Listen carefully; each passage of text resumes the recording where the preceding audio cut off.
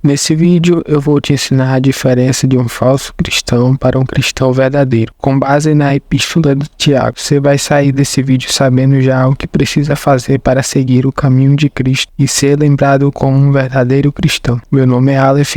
E bora pro vídeo. Bom, aqui nós temos o livro de Tiago, né? Eu fiz algumas alterações desde o último livro. No último vídeo, todos os capítulos estavam todos de um lado. Agora eu espalhei, agora tá bem mais organizado. Aqui no capítulo 1, no último vídeo, a gente estudou do versículo 2 ao 20. Dessa vez, vamos começar pelo versículo 1 e terminar do 21 ao 27, para finalmente terminar o capítulo 1 de Tiago. O capítulo 1 não tem muita informação. Saudação às 12 tribos. E que tribos são essas? As 12 tribos de Israel. Por isso que acredita-se que a epístola de Tiago é uma epístola escrita principalmente para os judeus recém-convertidos. Do versículo 21 ao 27 fala principalmente sobre o que fazer ao ouvir a palavra. Eu acho que eu posso resumir a essa pergunta, né?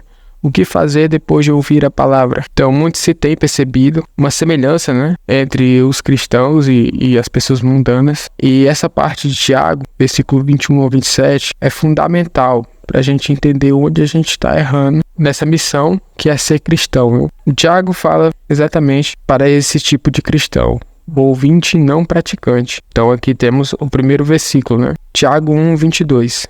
Sejam praticantes da palavra e não somente ouvintes, enganando a vocês mesmos. Eu posso resumir praticamente isso em: a fé sem as obras é morta, a salvação é pela fé. É verdade, mas a fé sem as obras é morta. Isso é evidenciado em vários ensinamentos de Jesus, como por exemplo, a parábola do joio e do trigo. Vocês sabem qual é a principal diferença entre o joio e o trigo? A principal diferença é que o trigo dá grãos e o joio não. Aqui também temos o versículo que Jesus fala: pelo fruto conhecereis a árvore. Então, a salvação ela é sim pela fé, mas um cristão sem as obras é uma fé morta. Uma analogia para entender isso vamos supor que você diz que ama sua esposa, mas trai ela. A fé, você acredita que ama, mas as suas ações provam o contrário. Outra analogia para melhor exemplificar para aqueles que são solteiros: você diz que ama sua mãe, mas não ajuda ela em nada. Fé, você ama sua mãe, obras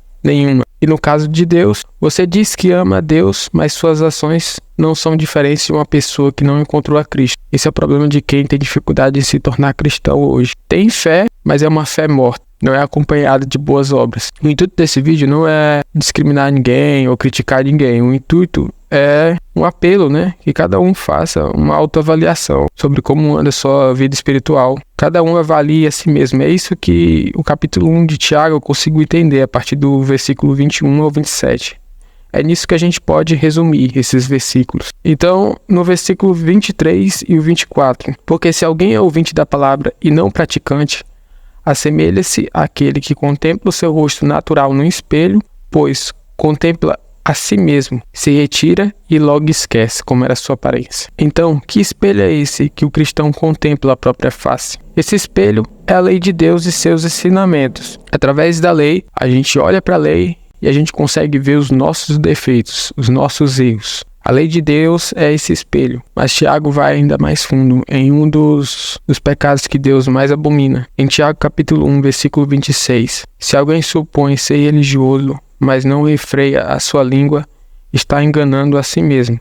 A sua religião é vã. Então aqui nós temos principalmente pecado da mentira, né? Pecado da fofoca. Muitas pessoas, infelizmente, têm dificuldade de refrear a sua própria língua. Mas Tiago diz que isso é necessário, pois aquele que não refreia a própria língua, ele está enganando a si mesmo. Sua religião é vã. Ok, mas além de Tiago, onde tem mais versículos falando sobre o pecado da mentira, né? O pecado da língua? Em Provérbios 16, 17. Eu coloquei esses versículos aqui, principalmente para a gente ter uma visão mais ampla, né? De como a Bíblia está toda interligada. Tiago 1, 26 é no Novo Testamento, Provérbios 16, 17 estão no Antigo Testamento. 6 coisas o Senhor Deus odeia, e uma 7ª a sua alma detesta. 17. Olhos cheios de orgulho, língua mentirosa, mãos que derramam sangue inocente. Então, que pecado da mentira, né? Língua mentirosa. Por fim, Tiago resumiu os mandamentos de Jesus, que são os mesmos mandamentos de Deus. Então, no final do capítulo, Tiago consegue resumir de uma forma única. Tiago 1, versículo 27. A religião pura e sem mácula para com o nosso Deus e Pai é esta: visitar os órfãos e as viúvas nas suas aflições e guardar-se incontaminado do mundo. Ao visitar os órfãos e as viúvas nas suas aflições, o ser humano está principalmente amando o próximo, e ao guardar-se incontaminado do mundo, ele está amando a Deus acima de tudo.